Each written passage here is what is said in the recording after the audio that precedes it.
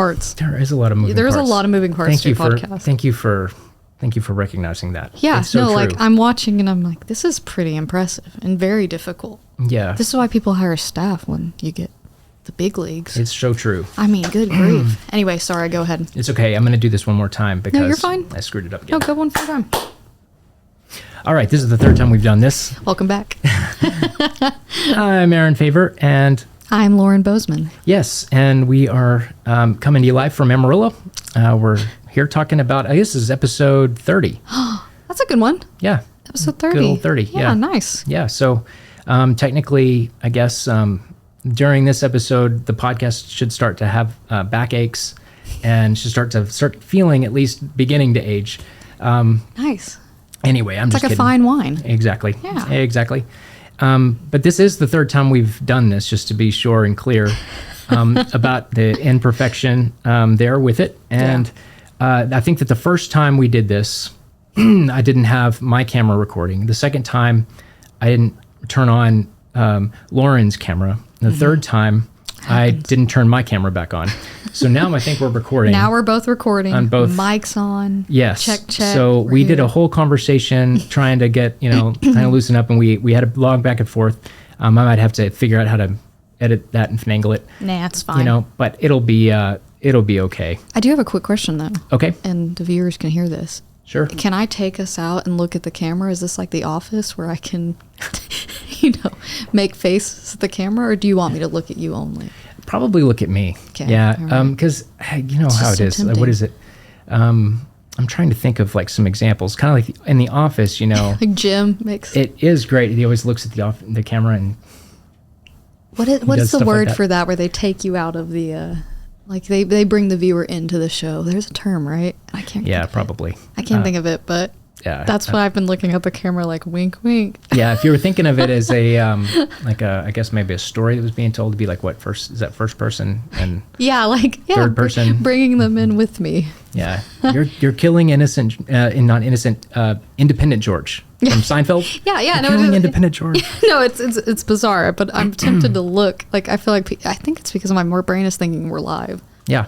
Oh, technically, I guess we are live. Technically, I'm thinking we're live, so I'm like, camera, hello, Wherever I am, I'm live. wherever That's what I like to think. you are. So literally, you're living your live. Live self. Live self. We're I'm live. Aaron live. You're Aaron live. The live version. I like that. Anyway, do you remember the band Live? No.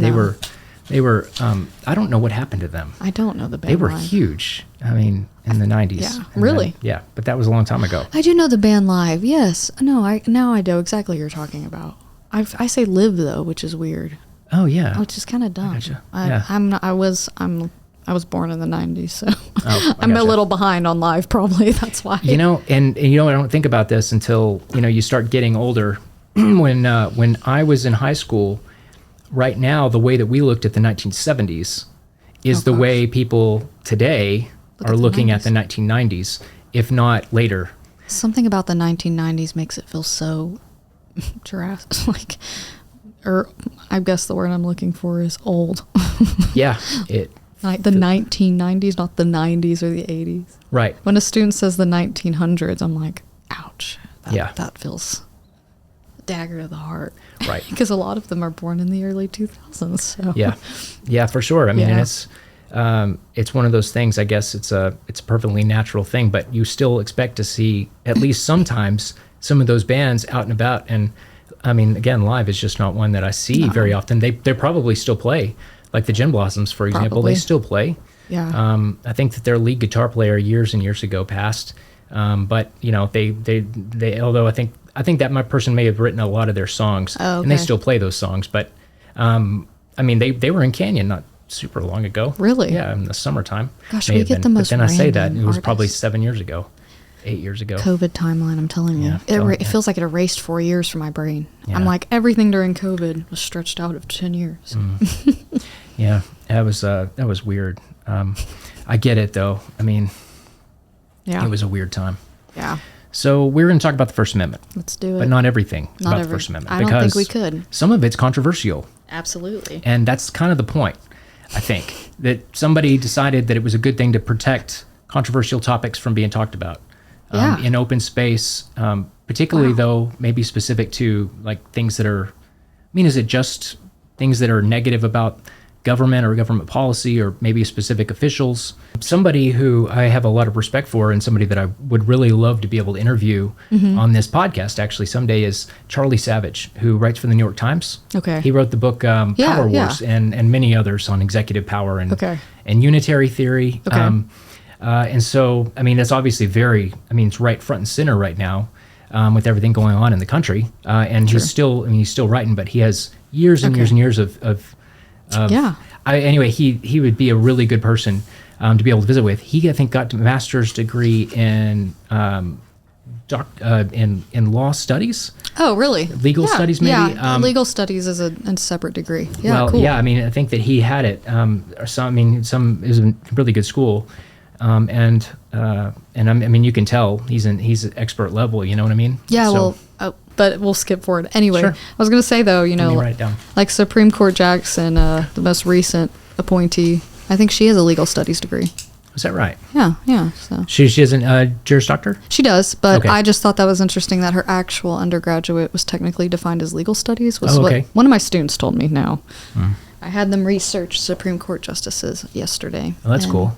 Just our most three recent, which, were Kavanaugh, Coney Barrett, and Brown Jackson. So Yeah. just the three most recent, but two were under Trump's administration, one under Biden. So very different. I mean, Yeah. and they all have very different views, and Yeah. it's become quite interesting. So I had my students look into that and just kind of tell me about their background, where they're from, how many years experience they have. So Yeah. it was fun.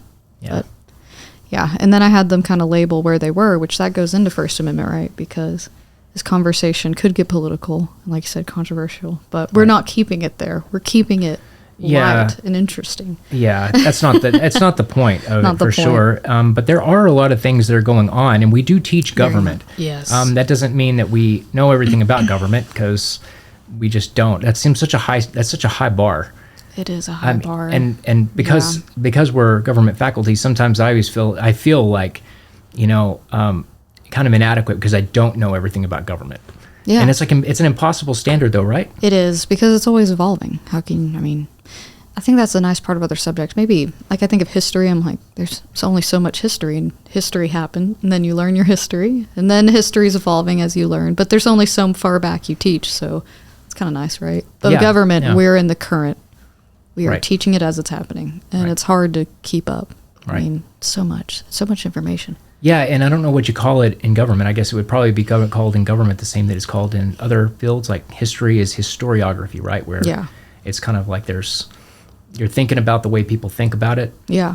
So that, you can kind of adapt for bias and stuff like that. And, very much so. it's something that's something we do in our classes, and hopefully Constantly.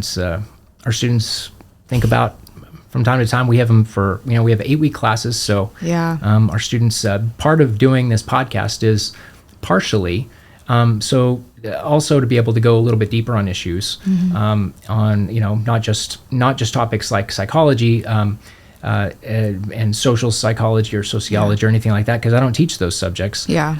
But seeing where they intersect with government and political science, and I guess, it's finding the where it's unified with all these other things that we talk about in our classes, and how, for example, you were mentioning true crime. That's a major category, and I would argue that's probably most people's links right now to social sciences that are, just walking around not thinking about necessarily any one government policy, but something that's entertaining them. Criminal true crime law. is a big one. Criminal law. Yeah, that's a lot of the experience students have.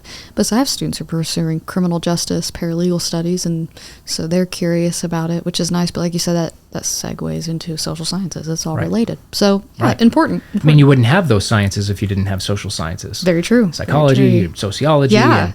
And, the expansion of social sciences. For sure. Yeah, absolutely. Yeah. But government's a really big jumping off point for a lot of that. But they all intersect. Psychology, government, sociology. It's all related. History. Yeah. So yeah, it's cool. And I don't know what it's like to go to law school or anything. I think that's just too much to think about right now. Yeah, I liked law school. I did. By the way, I went to law school, so I that's my law degree is how I am able to teach government, and I love it. But yeah, it's not easy. And I did it during COVID. Oh, I do not recommend. Don't do law school during pandemics. It's extremely difficult. Right. But nonetheless, extremely grateful for my degree. But that's how I'm here with Aaron talking about the First Amendment. Thankfully, yeah. Yeah. And so what does the First Amendment cover?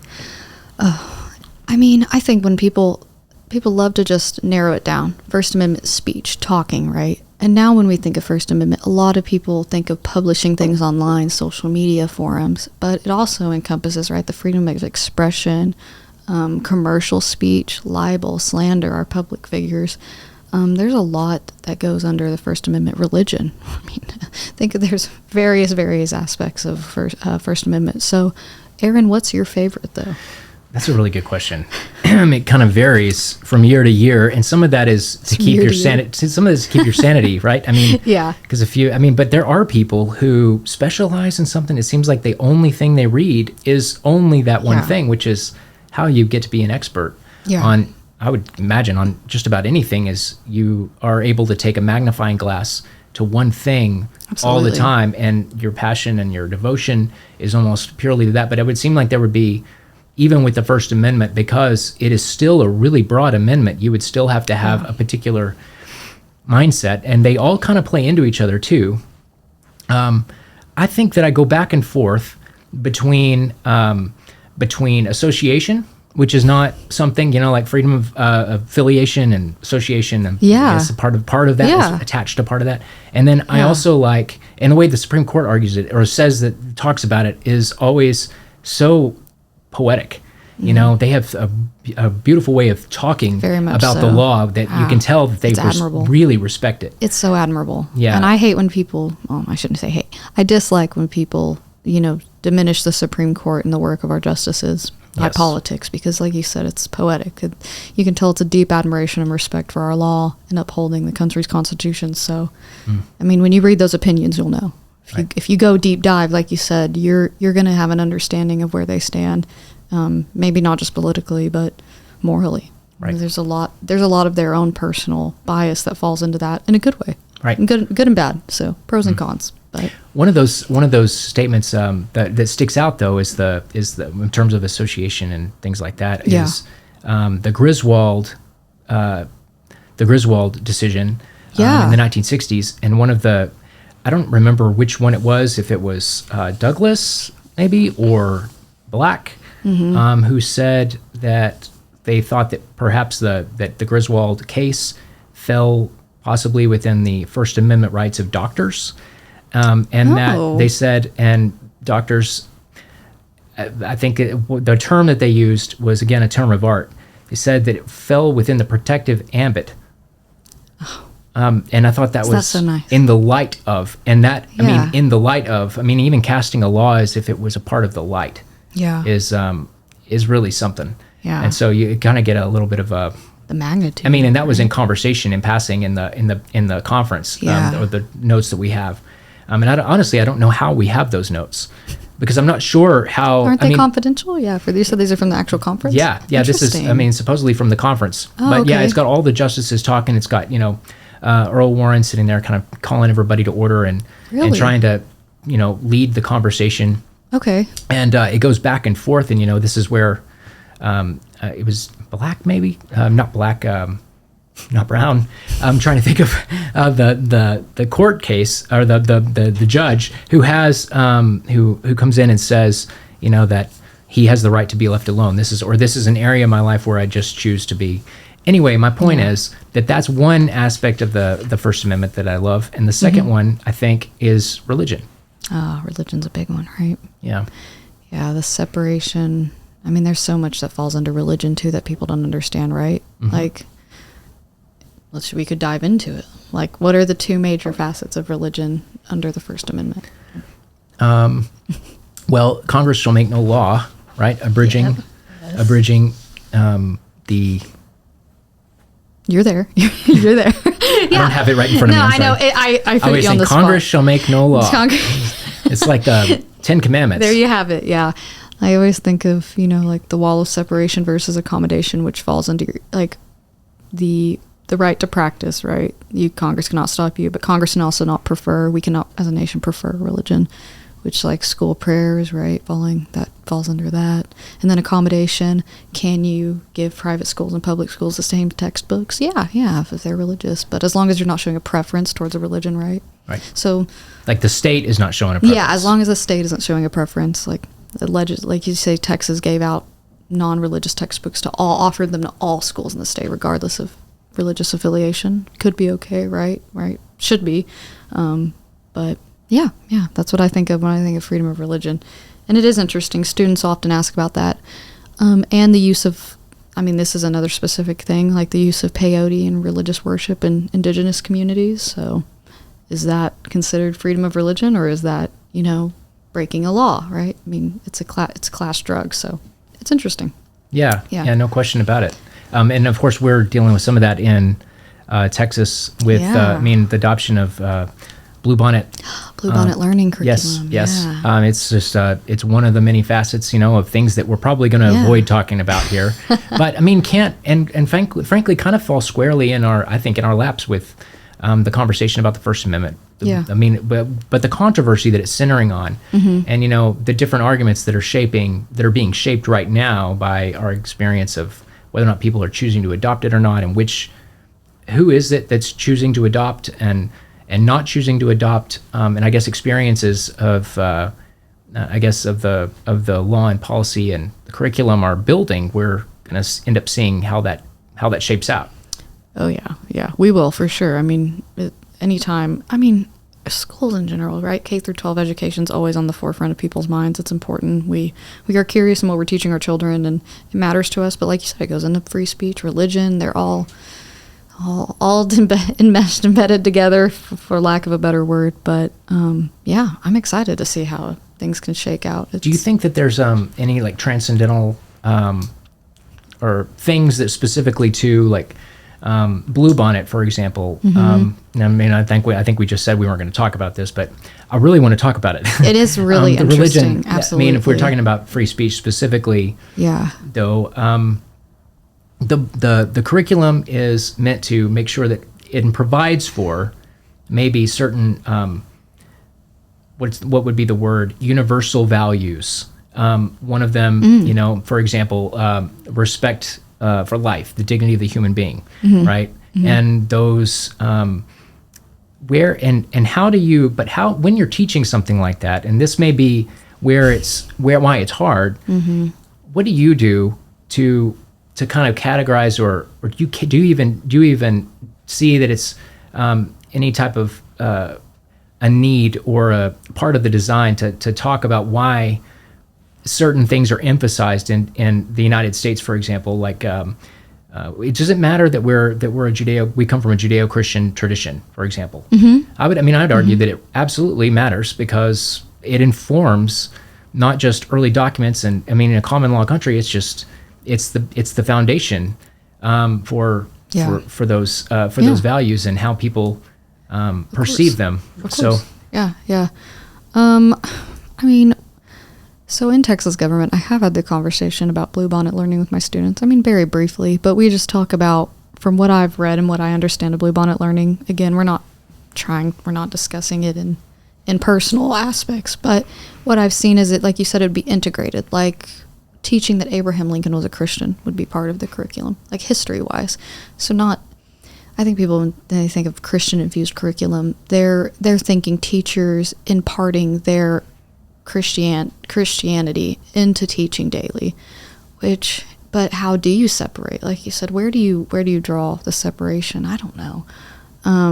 So it's interesting. I don't know. I really don't know, Aaron. I'm thinking about it. I've been thinking about it. There's a lot to digest, and it's a lot of big changes, and that can go to the Department of Education discussion, right?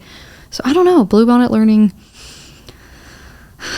and incorporating our own biases. You and I have to separate ourselves when we teach, obviously, and I think that's what's interesting with Blue Bonnet learning. People may be worried about, that aspect of teaching. So right, yeah. Anyway, and I might have not answered your question. I'm sorry. No. I think it's important, and one thing that I think about also, and I think it's just some of it is just a kind of self-awareness thing, or maybe a self-unawareness as well, or just self-consciousness, I guess, is like the degree to which I want people to have a notion as to where I'm coming from, specifically because I think it's part of honesty to tell folks sometimes when it's appropriate to be able to say, look, this is where, just so you know, this is where I'm coming from. Yeah. Not because you're trying to bias the audience, but you're trying to be honest about where you're coming from,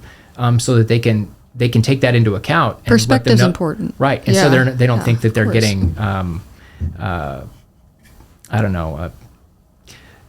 conned, I should say. Well, like a lifeless AI bot just throwing like, is somebody trying to persuade me of something, to do something that I'm unaware of? Are they trying to convert me to be a liberal or a progressive, or are they trying to convert me to Christianity? Are they trying to convert me to conservatism? What is and we have colleges and universities have a history of this. We probably don't need to talk about this too much again because it's extremely controversial. Oh, but schools are so fun. Schools in the context of First Amendment are so fun. I love to spend time on that in class. I think it's so interesting. Like, Tinker, the black armbands. You don't leave your rights at the schoolhouse door. I love it. I can't get enough of it. I think it's so fun. And when you're younger, you feel so dictated when you're under 18, like, and then you just can't wait to break free of that. And then you learn when you grow up, oh wait, there was almost this, I did have these rights, and you're not aware, and you don't know, and you don't know what you don't know. You don't learn that, and it's with age too. And going to law school, I was aware, and I was like, this is really interesting, because I felt like there's a lot of things in schools you're like, well, that definitely had to violate my First Amendment right? But now learning, no, they have a right to certain things, right? No disruptions to the learning environment. But anyway, sorry, I went on a tangent because I love schools and First Amendment. That's probably my area of interest, like you said right now, affiliation. I've been interested in schools. And that entails Blue Bonnet learning too. So right. Yeah, absolutely. Yeah, and doctors, for example, I guess my very first example of why it might be good for me to try to venture out there and just say, hey, this is where I'm coming from. Yeah, is not because people can't determine that and figure that out on their own. Absolutely, but if like you were a doctor, and I have all the respect in the world for doctors, and that's exactly why. If I were going to a doctor who really liked homeopathic medicine, for example, okay, right, and you didn't know that about them, and there wasn't anything on the walls about them, enjoying like their proud member or proud president of the Homeopathic Association of yada yada. I know exactly you don't really know what you don't know if they're not presenting themselves. They like don't present themselves, right? Yeah, and don't put things up on. Right, and it feels like a con job. Yeah, like, kind of. If you start getting these recommendations in your treatments, you're thinking, are you lying to me? Are you deceiving me? Are you trying to sway me? But like you said, if you're presenting that information, people feel it lets their guard come down. Okay, sure. I know who you are. Even if you're lying, at least you're lying to my face more than keeping things in the shadows. At least you're telling me, who you are, who you think you are. So, totally agree. But that is a hard line to draw with students, like you said. I mean, shedding light on perspective versus trying to keep it objective. Right. It's difficult. Yeah. I mean, it goes into a whole thing. I guess if you were somebody who was if we were trying to go specifically to have for a specialist, for example, you would want to know what their background is, I suppose. But maybe that's not important, and maybe. I mean, I like to think that it's important. I like to think it's important, too. Thinking too. about my personal visits to the doctor, that's what I think about. Yeah. But not only that. I mean, because what also matters is my ability to interpret that information. But everybody comes in from a different place. And it's difficult to discern sometimes. I mean, and if you have a very, I guess, lack of better words,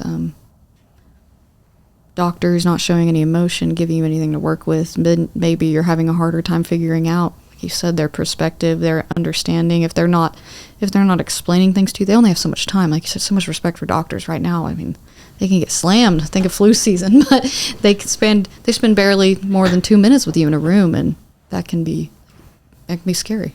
It can be difficult. So Right. So you want to maximize the amount. you want of to questions. maximize your time and you understand them. Yeah. Like being on the Supreme Court, you got them for like 30 minutes. You've got 30 minutes to make an argument, and then and that's just not a lot of time. No. But you listen to those audio recordings from the court, and they're so anybody arguing before the court or the actual individuals on the court, they're so pointed and deliberate with the time that they have and devote to. So. And I mean, they'll just I always, the first time that I ever heard those and was surprised and thought it was rude to hear them interrupting the lawyers that are making their cases and arguments, I guess, is not accurate. They only have so much time. Yeah. And they're not going to waste it. Yeah. Hundreds of cases to adjudicate a year. And they've got to get the questions in. What, averaging around 3,000 was the last thing I read. Yeah. That's not 3,300. Sorry. Yeah, it's a bunch. But yeah, it's several hundred, and that's a lot. But out of tens of thousands of claims, right? I think I think 10 to 12,000 I think is the average. The last time I read, and then 300 move forward. Yeah.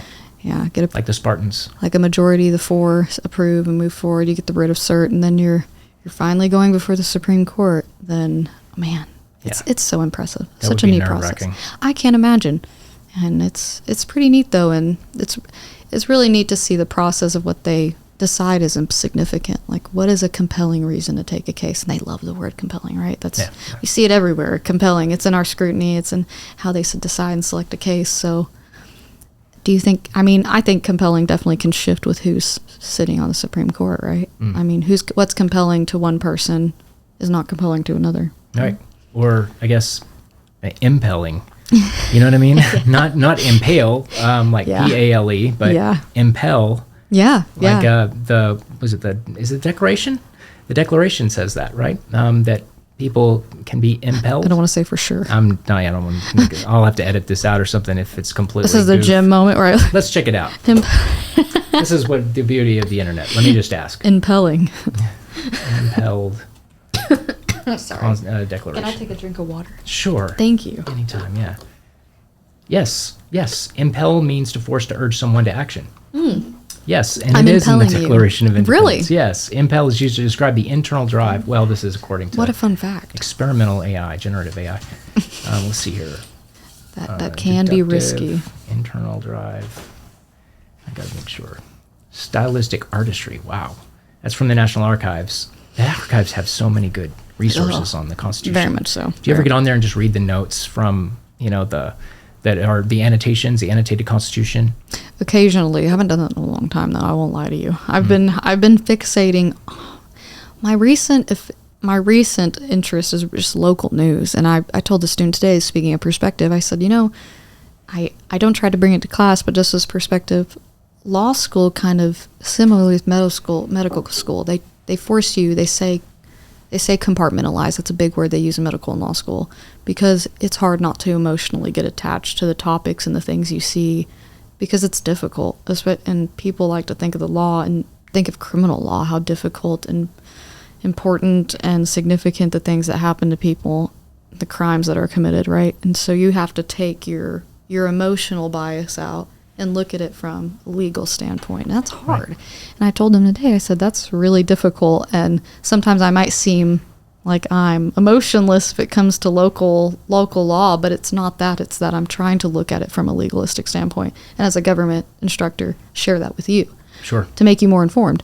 But sometimes I can tell they maybe will get slightly offended. Well, are you not upset about this? How can you say that and play devil's advocate? Well, because that's just the facts of the law, even if it's offensive emotionally. So that's my perspective. Like you share yours, that's how I share mine. I'm not trying to take the emotion out, but that's how I was taught. So right, yeah. I mean, I think that's applaudable. So impaling. Yeah, allow the law to impale you. I love that word. It's probably not the greatest. Impel, I guess, to compel. But what's the difference between compel and impel? So wait, remind me what impelled mean. What was the definition? Impel, to force to urge someone to take action. To force to urge someone to take action. Compelling someone. It's compelling. So compel. versus impel. All right, so similar words both mean force or urge someone to do something. I mean, compellence, is, I feel like outwardly shaping, to force someone to do, often through pressure or necessity. But maybe in being impelled and is whenever it's internal as opposed to external. That's interesting. I didn't think, that makes sense. When you said it, my brain was like, that tracks. So to inspire would be to impel. Yeah. Like Beethoven's symphony, one of his symphonies. Now that you're saying it, I feel like I hear it more, but that's probably just because I'm listening to you say it.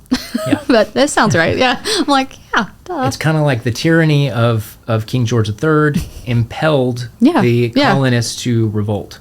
Oh, yes. Or something like that. Perfect. That seems right. Inspired them to be disobedient. Yeah. Right. I was compelled because of tyranny to revolt. Right. Yeah. And on the external side, like a navy would compel you to join. Or compel you to, to close your port, for example, because. Thank goodness for the First Amendment, so we can sit here and talk about this. Right. This is exactly the kind of thing that would have gotten him in trouble. Yeah. Probably. Yeah. In a place like Boston. Freedom of speech, but not freedom from consequence, right? So. Yeah. Did I ever tell you the story about the guy that I met in Boston it's been almost 11 years ago. Okay. Which is crazy. But so it's just after the Tea Party movement in the 2010s, and Barack Obama is still president of the United States. Okay. 2013, 2014. And the tragedy at one of the elementary schools had just occurred. Oh. And so I'm sitting here talking, but we're sitting, of all the places, this is why it's such a good, my opinion, a fun story is because it's so illustrative of of where it should have been. It's really pertinent to be able to put yourself there. Okay. And sitting there in one of the harbors of Boston, where the Tea Party took place, the Boston Tea Party, the original Boston Tea Party. Yes, and there's a pelican that has landed behind me. I'm sitting at a park bench. Just kind of overlooking. I guess it's not a park bench if it's not near the ocean. It's more like a harbor bench, I guess. Yeah. But right there next to the edge, And behind us, though, there's a walkway, and a pelican landed and pulled part of a pizza that had been trashed out of the trash can, and when that came out, a bunch of other trash came out of the trash can. Well, I turned around behind me, and these guys at this restaurant were looking at me like they expected me to put the trash back into the trash can. Okay? Now, I think that there was a level of civic commitment in that moment that I must have missed, especially in the moment, because it was something that I just kind of wrote off and went, I'm not going to turn around and pick the trash up and clean up after a pelican. That's not, it's just not. It's a pelican's fault. Right now, right now, that may be more in line with who I am now than it was who I was in 2013, 12 years ago, yeah. Right. Yeah. And so, anyway, this guy came and sat down next to me, and he had he was a balding man and had a tattoo on his neck. And the tattoo was a old early American flag. And we started talking for some. Are you going to come out and say which one? I don't remember. I'm sorry, but I wish I did. I just don't know. It's one of the early ones. Oh, okay. One of those ones. Okay. I really don't know, and I wish I knew the names of some of those old flags. Okay. Oh, Glory is the one, and what's her name that sewed the. Oh, no. I know, but I also don't want to say and be wrong. So I'm right. Yeah. Lately, I've noticed. We're on the internet. We permanently wrong. We are on the podcast. So I was like, I know that, but I don't want to say it and be incorrect. It will echo. That'll be ridiculous. This flag sewing. Yeah. But he was sitting there, and we started talking. He picked up on my accent, and he said, I said something like, he said, "Where are you from?" I said, "I'm from Texas," and he said, "What's the deal with you guys and guns?" It was the first thing out of his mouth. He said that to you? Yeah. He was curious. Just knowing you're from Texas. Just knowing. His first question was, "What's the deal with you guys and guns?" And it led to a really productive, long conversation. I sat there with him for 30 minutes, just visiting about the First Amendment and Fourth Amendment and Second Amendment, and I mean everything. We Our were just Bill of talking about Rights. how, I mean, Yeah. essentially, like the argument was, of course, there's universal values that we all share as Americans, but then there's also particular values that are more particular. Like one focused value would be, I would argue that in West Texas, growing up on a frontier in with more of a frontier in the background, you do see more stars. And I mean, obviously there's stars in Boston, and in Massachusetts, but maybe not as quite as visible. Yeah. And so instead of going outside of town to be able to see the stars, I mean, I could go out, I could take one step off of my back porch. Yeah. And, I'm sure that that's nothing compared to people maybe living in a place where you don't even have to do that. The stars are perfectly visible from your window inside the house with the lights on or something. I mean, it seems like that seems totally unimaginable because, I mean, it just does, right? But I'm sure that somewhere somebody has got I think that it does. Those are small little things that make contributions to a larger perspective about what freedom is. Like freedom is something you can visibly see, in other words, and the freedom to part of, I guess, the terrain and the kind of the harsher climate and some of the other things that are associated with West Texas and early West Texas history and things like that. Is specifically kind of designed around the right to have and own firearms. And so Very much so. I mean, that's just it's just an example. And I'm sure that if we went back 200 or 300 years, there are probably comparable things that you could say. And so when somebody asks a question like, what's the deal with you guys and guns? And it was such a funny thing to have said because it was a perfect way of you couldn't have punctured that better, in my opinion, because it was, it was, again, very well done. Yeah. It was just an honest question. It's honest, yeah. I mean, honestly, I guess if I was in Boston, I'd maybe have another question. Be like, what's the deal with you and this and that? And I think everyone from every state, it's cultural. But the cultural shift in Texas, I mean, from Amarillo to Austin is very different. It's a big state. It's a big state. We've got a lot of different values throughout Texas, and what's important to one area isn't to another. It's not, well, I shouldn't say not important, but not as significant. So like you said, very West Texas, historically, our terrain, it plays into the values that we have. But yeah, it varies for sure. And I bring that up to my students a lot. I say that's important, like our district representative versus someone else's district representative, they're considering way different things, even though we're all in the same state. That's why we have our senators, right? Right. And then we have our state legislator. But all that to say, very important to understand. And understanding First Amendment, right? Like understanding what people value in the First Amendment. Religion's a big one in Texas. Very important to us as a state. We have a large religious population. We have the nickname the Bible Belt that flows through, right? It's technically through the Panhandle. And Tornado Alley. And the Tornado Alley. I think it's shifted, though. It's gotten, I feel like it's away from us, but fingers crossed, knock on wood. Yeah, no doubt. Yeah. With spring coming, I shouldn't be talking about tornadoes. They can hear me. Yeah. What's that you say? Yeah. They're like, you called? We'll see you in April. Congratulations. We've been summoned. You invited us and we're coming. No, completely. I do think First Amendment's thrown around a lot. Especially, I mean, it's important to people. It's important. And some people don't care at all, though, about the First Amendment. Some people, they don't realize every single day you are part of the First Amendment by being an American, and in any way you express yourself, you're protected. And I think that's really important to remind people, right? Sure. When I remember in law school, that was a formative idea. Shout out to my constitutional law professor. He was phenomenal. And I just remember he was banging his fist. You have to remember how important this is to your daily life. And I try to tell my students that. I don't bang my fist, but I'm like, come on, this is important. You have to care a little bit. And then I try to teach them all the fun stuff like obscenity and, the exceptions to free speech that perk people's ears up because they're like, wow, there's exceptions. Yeah, there's a few. And they're important. Like, a couple of weeks ago on our podcast, we were talking about, for some reason or another, I mean, I brought up Schenck, B-U-S. It could be, I guess it could be now pronounced skank or Schenck. Schenck or skank. Is that really? I always said it differently. It's the 1917 World War I case. Oh, yeah. I don't know if we're thinking of the same thing then. Never mind. Oh, yeah. It's the fire It's the fire case. Yelling fire. Yeah. Okay. Yeah. No, we are thinking of the same case.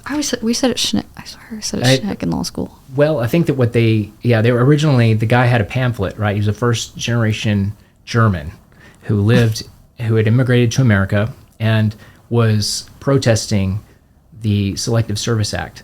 And I've been excited about getting to talk to you about this, honestly, on here, because it's just fun. Not that I couldn't have just poked my head in your office or something and talked to you about it too. Yeah, informal conversation. But it is fun because I always feel like I'm always impressed because he's interpreting the 13th Amendment in his pamphlet. And I mean, he says something about non-voluntary or involuntary servitude and uses that to argue that the Selective Service Act is unconstitutional based on that one the slavery clause. And so, definitely. I mean, it makes a lot of sense. And frankly, I don't know a better case arguing that point. I mean, later, when in the 1960s, whenever there's, similar protests going on and the Tinker case happens and all that. Armbands, Yeah, I mean, that's an argument again, is that it's not right for somebody to not be able to vote and at the same time be forced or compelled to fight, Of course, I mean, I'm sure that nation states would argue, like, that's always been that way, It's not right and it's not fair, but nothing is right in that situation. It's just the reality. Right about it. Everything's different, yeah. And I mean, war, anything shifts First Amendment. Wartime reporting, for an example, it shifts everything. So shifts your rights. Like you said, what's the most significant thing happening right now? Protecting our country. So even, unfortunately, like you said, there's a lot of people who'd agree. Yeah, I mean, not unfortunately, but there's people that would take views of it's always been happening. There's people who obviously take views it shouldn't be happening just because it's always been. So it's interesting. What is American culture, in your opinion? Oh my! What a huge. I know that's a huge. What is American culture in my opinion? Yeah, what is? Gosh. Specific though to the First Amendment, like what is American culture to the First Amendment? Yeah, that was an added thing I needed to put on. I like that. No, that narrows it down. Is that called a bullet? Is that what that's called? Like where you put something on there? It's like in contracts, like we'd put that on there as a bullet. Maybe like add it on there at the end. I don't know. Addendum. Addendum is what I'm probably thinking. Yeah, but anyway, regardless, American culture, First Amendment. I think that changes with where we are in the timeline, right? I think, and that also changes generationally. Like, what is different to, let's say, Gen Z versus someone who's Gen X, right? Very different. I think American culture can be, I want to break it down into categories because something that's significant to me in the First Amendment probably wouldn't be to someone who's, say, in their 60s. But I think there's a lot of similarities. American culture and the First Amendment. I think now what's a new interesting turn is social media, which is obviously private industry too. So we've seen, not to get controversial, but we saw, right, Zuckerberg, owner of Meta, Facebook, Instagram, mentioning a former president's administration in the don't talk about Google. Okay. I won't. No, I think that's an interesting conversation. Is social media, what is censorship? When is censorship appropriate? The social versus actual consequence of using social media, it's fascinating. And I think that's currently defining American culture because of the significance. I mean, I have a family member who argues, and I see the argument that you can't exist without social media in the common day. Like the necessity of social media makes it almost critical to have some form of government involvement, which I think is fascinating. I like that. So I don't know, but you don't have to agree. What about you? What's your perspective? No. I mean, I think it's very much, it's my right. But I mean, I brought it up because you were talking about exceptions a second ago. Yeah. That there are exceptions in that Skank case or Schenck case or whatever it's called. Yeah. The 1917, 1918 case is a really good example of that. We have a right-centric American culture around the First Amendment. Everybody thinks they can say whatever they want. And I'm going to go ahead and box myself in. Okay. Specifically, now hopefully we won't get boxed out as a result. Okay. But I mean, right now where we're recording this is, across the hallway from where our offices are. So I would argue that, because of where we're sitting and recording, and the place where the recording is going to be posted changes what I'm allowed to say and what I'm not allowed to say, or not being disallowed to say, but you don't want to say something and it hurt the interest of the very, people signing your paycheck. And at that point, if it starts to, I guess, fiddle with or meddle with the income or whatever of other people, should something, should there be some type of an action? I mean, I'm not trying to make myself paranoid, but it is something I'm thinking about, because you think about cases like that, and what was it that he wasn't thinking of? The person who ends up getting, they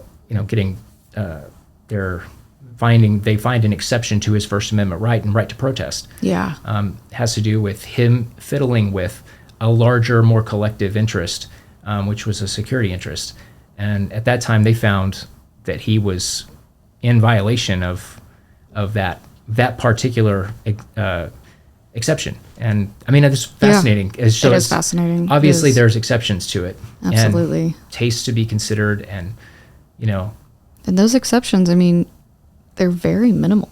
I mean, they're not. There's not like 80, 100 exceptions. Right. It's only a handful, but that's where you say my right. And everyone just assumes it's an all-encompassing First Amendment, but no. And people know a few of things, but I don't think a lot of people understand really, like you said, how broad the First Amendment is and everything it entails. So those exceptions are for everything under the First Amendment, which is, like I said, still only pretty minimal. And you said sometimes you just end up on the wrong side and you become the exception. Right. I mean, and I think that saying it out loud is a good thing. Yeah. Because, I mean, you want to be sure that, and this is something I think that, at the time that it was created, of course, I think of Areopagitica, that old, I don't remember if it's a book or if it's a series of like essays. I think it was a book about books by Milton. That argued that to kill a book is to kill a human being or a soul, because somebody's true life experience is contained in the book. Okay. And so that was in the 1600s, right? So and the English Bill of Rights, and there's probably particularly in West Texas, I think we could feel really distant from that tradition and culture. And so one thing that I love about us having a tradition of law is that we can continue reading about the human experience of our tradition of law and continually try to refine and perfect it. Yeah. But that's frustrating too, because perfecting it takes a really long time. A very long time. And like you said, it requires the level of brilliance of a Supreme Court justice that I can't even fathom, the ability to understand. I make a joke and I say it all the time. It's like they have a crystal ball. I can't even understand how you can see that far into the future to know the impact of an opinion. Like that someday that precedent will be so important to history, and it'll be regarded as one of the most important things people have ever read. And when it's your life and livelihood, like you said, that man. I mean, then all of a sudden your exception or your acceptance is hinging on that. So it's amazing. What did it take 40, 50 years for that case to turn around? Yeah. And I mean, think about all the things it took after World War I. It took the Depression. It took World War II. It took nuclear weapons being invented. It took the war in Vietnam. So much. Countless lives. I mean, it's just there were a lot of different things going on there. So, so much. Anyway, I mean, it's just kind of interesting. And of course, it is very interesting. All I'm trying to say with the English Bill of Rights thing is that there are, I guess, and it has to do with Areopagitica, because those two, they explain why the colonists they were part of an exception in their minds to being subject to the king. Like the things that they were exposing themselves to and the rights that they had taken away had created or impelled them to a place where they felt like they didn't have a choice anymore. They had to be exempt from the law to be able to survive. To make significant waves you couldn't abide anymore. I was actually studying that, and I didn't realize there was a deep admiration in the colonies for the king up until like moments before this breaking point. Like for the Boston Tea Party, mostly the colonies had, from what I've read and studied, a positive perception of the king. It took a series of events, you know, to finally unfold. But I think of now modern times, to have a modern revolution of that size that changes the country's trajectory and completely starts us anew with a brand new document, forging new rights, would take a lot. I mean, can you imagine the weight? I mean, what would the significance of something that happened to do that would be astronomical. And I think of normal people like who probably weren't involved necessarily in the revolution, and they were like, this is terrifying. We're overthrowing a government, and like you said, we're exempting ourselves from law and from protection, and that's scary. Right. It's a risk, right? Yeah. Or am I making sense when I say that? I don't know. I just think it's pretty significant. And I don't know if I would be special enough to do that. And I feel like they talk about that in the Declaration, like part of that.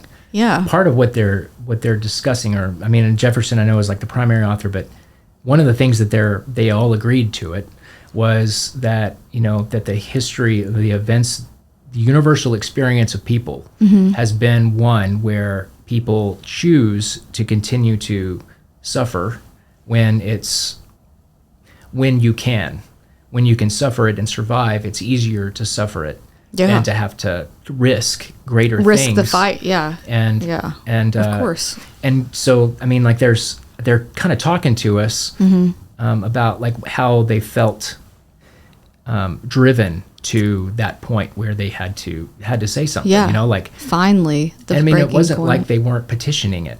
They were, but I mean, but was it being heard? Or was it? I mean, seriously, And now we look back and we see the justification for what was happening, and it's bizarre. It's like it's just historical. But I don't know. I find it interesting. I always think it's interesting how and no, that's probably not worth bringing up. Never mind. But anyway, sorry. I think I'm coming close to time. So yes. I think I have about 5 more minutes. So okay. Just letting you know. Well, let's go ahead and call it then. Really? Yeah, we can do this again. Yeah, Do it again. If you would like to, we would love for you to come back on. All of us. I'll think about it. I'm just kidding. I would love to come back on. Yeah, I think we could definitely, you know, we could just do a First Amendment series, narrow it down each time. Yeah. Pick a topic without being too controversial. Because this time I feel like we just kind of broadly discussed. But it was good. It's good. We talked about compelling and impelling. And now your viewers, mostly in Argentina, know the difference. And right. I know the difference. I learned something today too. Yeah, I mean, I had to pull it up. So I feel like I'm educated. I'm smarter. I'm brighter from this podcast. So I walked away knowing and learning. Isn't that the point, right? That is the point. Growth. Do you have a mission statement for your podcast before I leave? No mission statement. Nothing? No. Nope. No tagline? No, not really. Just the clapping? It's just that, well, the clapping is done, honestly, so that I can take the video and sync it to the audio. Oh. So if I do that, it makes it easier for me to look at as I'm kind of running through the frames to take the sound and place it with the audio. Wow. Gosh, like I said, there is many moving parts. I'm very impressed by you doing this with teaching. This is not an easy feat, and it's I'm hoping awesome. that it'll be a good supplement to what we do. Yeah, for us to talk to the Great Britain or the United Kingdom now, I guess, and Ireland for that matter, and Scotland, and Argentina, and other places that we care about, Canada, I should say, and Mexico. Our neighbors, right? Our neighbors up north and south, upstairs and downstairs, all our neighbors, kind of in the middle. But yeah, it's amazing. Yeah. It's really thank cool. you so much again for coming on. We'll Glad definitely to be here. do more in the future. Oh, yeah. Love it. All right. See y'all later. Bye-bye. Bye-bye.